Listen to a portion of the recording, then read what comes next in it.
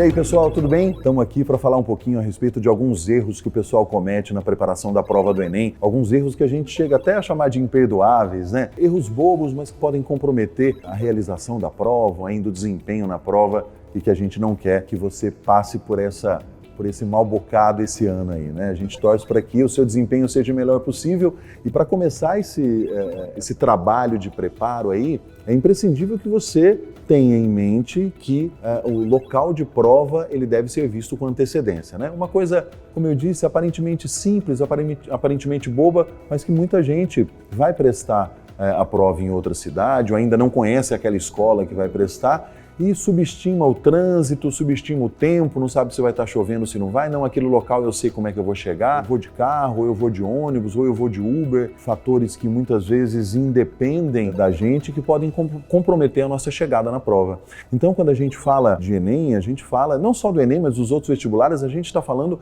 com a chegada com uma hora de antecedência, né? É saudável que você esteja no local de prova com uma hora de antecedência, justamente para que você, frente a um pneu furado, frente a um ônibus perdido, frente a algum fator externo que você não tem controle, que você consiga, então, contornar esse fator da melhor maneira e chegar no local de prova com um pouquinho de tempo para que você consiga respirar, para que você consiga organizar as suas ideias, entrar na sala tranquilo, respirar e começar a prova. Tem muita gente que deixa para sair faltando uma hora de casa. E aí, muitas vezes, o aluno chega na porta da prova ali, do local de prova, o portão já está fechando, ele entra correndo, tomou chuva e se desconcentra. E a gente sabe que o seu trabalho de um ano inteiro, ele não pode ser atrapalhado por uma coisa tão simples. Então, cuidado com isso. Quando a gente fala do local de prova, não releve, leve sempre em consideração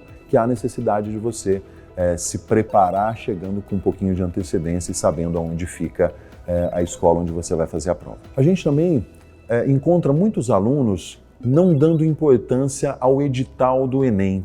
O Enem, ele é uma prova um pouco diferente, contextualizada, um pouco interpretativa, e quando a gente fala da análise do Enem, diferente das primeiras fases dos grandes vestibulares, em que a nota de corte ela é feita em cima da contagem de pontos corretos de questões acertadas, o Enem nós temos a teoria de resposta ao item. A TRI, que muitas vezes acaba sendo um bicho de sete cabeças para os alunos, é algo que acaba sendo determinante na contagem final dos pontos. Por quê? Porque muitas vezes ela pode atribuir, a TRI, né, essa técnica de contagem da pontuação, ela pode então atribuir um valor diferente para uma determinada questão em candidatos diferentes. Como é que isso pode acontecer?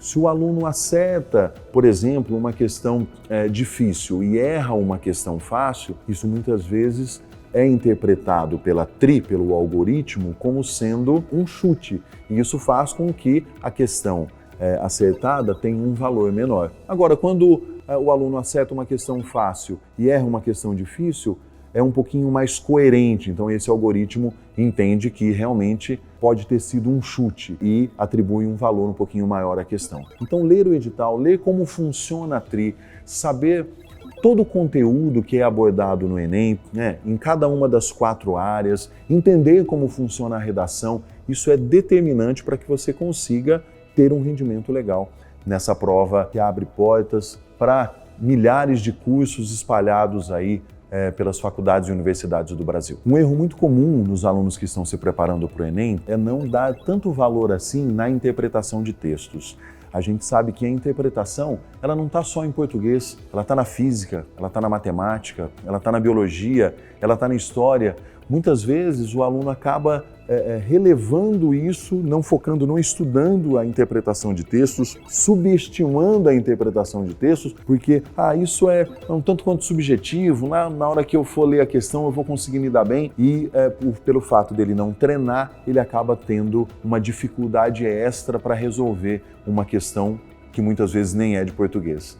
Então, é imprescindível que o aluno treine interpretação de textos, treine questões, esteja sempre com a disciplina de interpretação um tanto quanto preenchida, cumprida, com todos os seus exercícios resolvidos, porque, assim como a redação, a prática da interpretação de textos vai ser determinante para que você, acostumado, adaptado a como fazer isso, você consiga resolver todas as questões que você precisa resolver. Algo que os alunos relevam constantemente é o tempo de prova em relação ao seu perfil. O que eu quero dizer com isso para você? É que não é porque a prova tem 90 questões e na maior parte dos vestibulares aí 5 horas para que você faça essa prova, que é o mesmo tempo destinado para todas as questões. Se você tiver o cuidado de, nos seus simulados que levam você a se preparar para a prova, se você tiver o cuidado de destinar um tempo um pouquinho maior para aquelas matérias que você normalmente gasta mais tempo, você vai conseguir ter um resultado melhor lá na frente. Então, é importante que você divida essa prova da melhor maneira possível para você. Se você gasta mais tempo em exatas, você deve ter um tempo destinado nessa prova para exatas.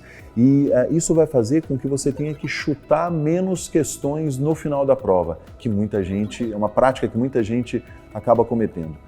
Os alunos vão deixando algumas questões para o final, algumas disciplinas para o final, não se organizaram previamente, e isso acaba fazendo com que eles tenham que chutar. E a gente sabe que no Enem, a TRI definitivamente elimina aquele aluno que chuta sem critério. Então, vai ter que chutar, mas chute com critério. Para isso, para tentar amenizar um pouquinho disso, é fundamental que você faça a divisão do tempo da sua prova de acordo com o seu perfil. Não vai esquecer disso. E para a gente fechar esses erros imperdoáveis aí que os alunos costumam cometer ao se preparar para o Enem, não podemos deixar de mencionar a redação. Muita gente acha que a redação até dá uma importância significativa para a redação, mas ainda assim não se prepara adequadamente. Quando eu falo de um preparo adequado, a gente está falando de uma maratona de escrita de textos, né? 1 ou 2 textos por semana, talvez sejam aí algo parecido com aquilo que você precisa praticar para conseguir ter um resultado legal, né? Uma performance legal em redação. Como é uma matéria que os alunos têm o apoio, alguns textos de apoio, muita gente acha que não vou precisar praticar antes, né? O fato de eu me manter atento nas aulas de atualidades, nas aulas de geopolítica, filosofia, sociologia, isso já vai ser suficiente para que eu consiga fazer um texto legal. E não é. Há necessidade de você juntar tudo isso, de você concatenar todas essas ideias e colocar ali no papel com uma frequência legal, para que então você, com base nos seus erros evidenciados nas correções dos textos das redações, você consiga ver melhorias constantes. A gente sabe que alguns temas podem deixar a gente um pouquinho mais familiarizado, um pouquinho mais à vontade, outros podem trazer um pouco mais de dificuldade, mas o treino é tudo. Então, não subestime a redação. Isso vai fazer com que você tenha uma performance legal e consiga uma nota significativa, já que quando a gente fala de Enem, inúmeras faculdades dão um peso maior para a redação do que para as outras 4 áreas. Isso não é regra, não são todas as faculdades que fazem isso, mas é fundamental que você tenha essa preocupação. Não subestime a redação, não ligue o piloto automático, muito menos em redação. Não tenho dúvida que isso vai servir de apoio para você conseguir chegar lá. Boa prova para você. Até mais.